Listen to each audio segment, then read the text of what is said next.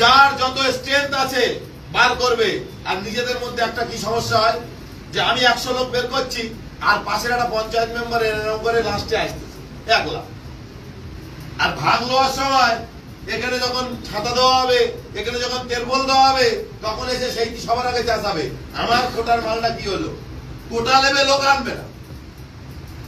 আর যারা খাটছে তাদের সম্মান দেওয়া হয় না। আমি বারবার বলেছি, পঞ্চায়েত প্রধানকে আমি বলেছি, নেতৃত্বকে বলেছি, যারা লোকজন আনে না তাদের সরাসরি বুথ সভাপতির হাতে মাল দিতে হবে। সেই পঞ্চায়েত মেম্বারের কোনো মাল দেওয়ার দরকার নেই। যদি না পরিশ্রম করে বুথ সভাপতির হাতে মাল দিয়ে সেই বুথের লোক তুলতে হবে।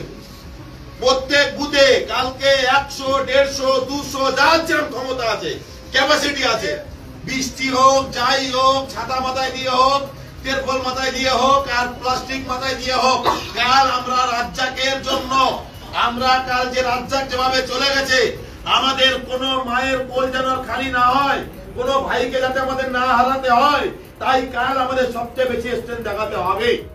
রাজ্যের রাজনীতি কোথায় পৌঁছেছে একবার ভাবুন।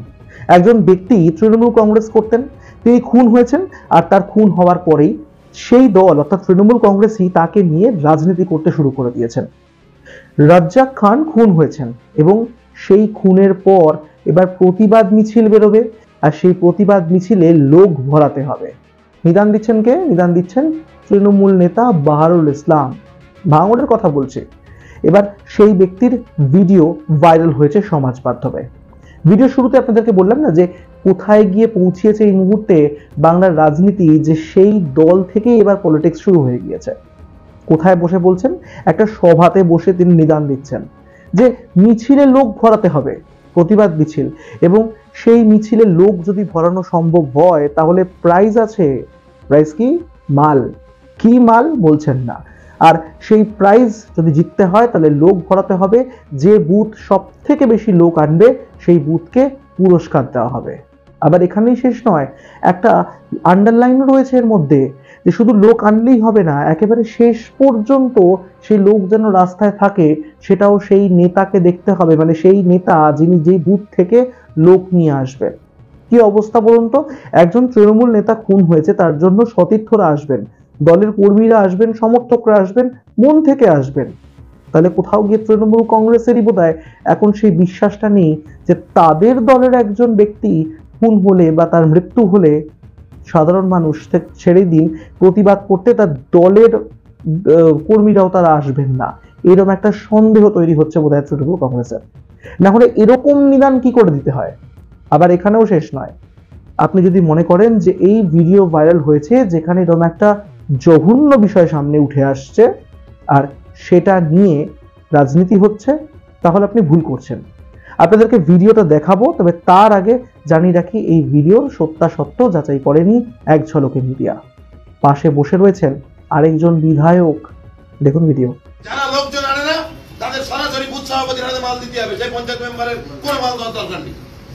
যদি না পরিশ্রম করে বুথ সভাপতির হাতে মাল দিয়ে সেই বুথের লোক তুলতে হবে। প্রত্যেক বুথে কালকে 100, 150, 200 যার যেরকম ক্ষমতা আছে, ক্যাপাসিটি আছে, যে বেশি লোক আমাদের অঞ্চল বের করতে। কালকে বৃষ্টি হোক, যাই হোক, ছাতা মাথায় দিয়ে হোক, তেরপল মাথায় দিয়ে হোক, আর প্লাস্টিক মাথায় দিয়ে হোক, কাল আমরা রাজ্জাকের জন্য, আমরা কাল যে রাজ্জাক যেভাবে চলে গেছে, আমাদের কোন মায়ের কোল যেন খালি না হয়, কোন ভাইকে যাতে আমাদের না হারাতে হয়, তাই কাল আমাদের সবচেয়ে বেশি স্ট্রেংথ দেখাতে হবে। এটা কি পারা যাবে তো? কালকে আমি প্রত্যেকে, আমি পার্সোনালি এটা যে বুথ তাদের আমি আলাদা করে প্রাইজ দেবো। যে বুথ সবচেয়ে বেশি লোক বের করবে, ভিজে হোক আর মানে গা ভিজে হোক আর না ভিজে হোক, এই অবস্থায় বুথের লোক এক জায়গায় বের করে ছবি তুলে তারপর তোমরা রাস্তায় নামবে এবং শেষ পর্যন্ত লোকগুলো থাকার দায়িত্ব সেই নেতা। প্রত্যেকে কিন্তু ছবি দেবে। যে বুথ ছবি দেবে না সেই বুথ, যে বুথ ছবি দেবে না সেই বুথ কিন্তু আগামী যে মাল আসবে সেই মাল থেকে তারা বঞ্চিত হবে। ক্যানিং পূর্বের বিধায়ক বসে রয়েছে শওকত মোল্লা, তার পাশে বসে এরকম একটা নিদান দিচ্ছেন, মানে স্ট্রেট আওয়ে একদম বলে দিচ্ছেন। মানে আপনি দেখেছেন নিশ্চয়ই যে অফিসে, বেসরকারি অফিসে বিশেষ করে একটা টার্গেট বেঁধে দেওয়া হয় না, যে অফিসে যিনি ঊর্ধ্বতন কর্তৃপক্ষ আছেন তিনি টার্গেট বেঁধে দেন, যদি এরকম আপনি সেল করতে পারেন তাহলে আপনার জন্য ইনসেনটিভ আছে, আর যদি আপনি সেল করতে না পারেন তাহলে আপনার জন্য তিরস্কার রয়েছে।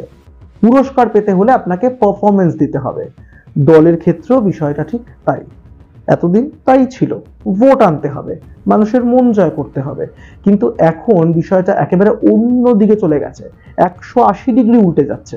মানে কোথাও গিয়ে তাদের হয়তো সন্দেহ হচ্ছে যে কর্মীরা আসবে না, তাই জন্য কি করতে হবে, তাদেরকে জোর করে নিয়ে আসতে হবে, আর জোর করে নিয়ে এসে তাদেরকে শেষ পর্যন্ত রাস্তায় রাখতে হবে। যদি রাস্তায় না রাখা হয় তাহলে কিন্তু তিরস্কার রয়েছে। যদিও এই বাহারুল ইসলাম তিনি বলছেন পুরস্কার রয়েছে। পুরস্কার কি? মাল। কি সেটা বলছেন না। অর্থমূল্য মানে টাকা দেবেন নাকি অন্য কোনো পুরস্কার দেবেন সেটা যেরকম ক্লিয়ার করছেন না, অন্যদিকে এটাও ক্লিয়ার করছেন না যে যদি লোক আনতে না পারেন সেই নেতা সেই বুথ থেকে তাহলে কি হবে। এবার ভাবুন, এই দুই বুথ মানে এক একটি বুথের মধ্যে কিন্তু এবার রেষারেষি লাগবে, কম্পিটিশন লাগবে। স্বাভাবিক, সেই নেতা যিনি বলছেন, বাহারুল বলছেন যে বেশি পরিমাণে লোক আনতে হবে, তাহলে কি হচ্ছে, এই টার্গেটের মধ্যে পড়ে যাচ্ছে বাকি যে বুথগুলো রয়েছে সেই বুথগুলো। এ বলবে আমাকে দেখ, ও বলবে আমায় দেখ। তাই জন্য এবার রীতিমতন হাড্ডাহাড্ডির লড়াই চলবে ভোটের জন্য নয়, কিন্তু একজন ব্যক্তি তার মৃত্যু হয়েছে, তার জন্য যে প্রতিবাদ মিছিল, সেই প্রতিবাদ মিছিলে লোক জোগাড় করার জন্য, লোক জড়ো করার জন্য। কে কত বেশি লোক আনতে পারে সেটাকে সামনে নিয়ে এবার রীতিমতন কম্পিটিশন চলবে। এতদিন রাজনীতিতে তো আমরা জানতাম যে কম্পিটিশন হয় কে কত ভোট পাবে, আর এবার সেই ভোটের চিন্তা, ভোটের অঙ্ক একটু পরে, 26-এর বিধানসভা নির্বাচন, তার আগে রাস্তায় লোক রাখো।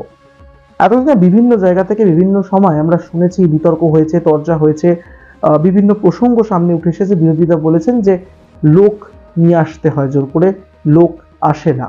তাহলে এই যে লোক নিয়ে আসার বিষয়টা, বা বকলমে কর্মীদেরকে নিয়ে আসা, সমর্থকদেরকে নিয়ে আসা, তাহলে কি এই বিষয়টা সত্যি যে সত্যি তৃণমূল কংগ্রেসের মেরুদণ্ড এখন হয়তো অতটা শক্ত নেই যতটা বাইরে থেকে মানুষকে দেখানো হচ্ছে?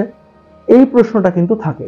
আবার একই সঙ্গে এটাও উঠে আসে, আগামী বিধানসভা নির্বাচনে ভোট করানোর সময় এরকম ভাবে শান্তিপূর্ণ ভোট হবে তো, নাকি তখনও সেখানে কোনো টার্গেট থাকবে যে অমুক বুথ থেকে আমার যেন তেন প্রকারণে, বা অমুক বিধানসভা কেন্দ্র থেকে আমার যেন তেন প্রকারণে আমার এত ভোট চাই। এবার কিভাবে বাকি কর্মীরা, সমর্থকরা, নিচু স্তরের নেতারা ভোট আনবেন সেটা তাদের উপর।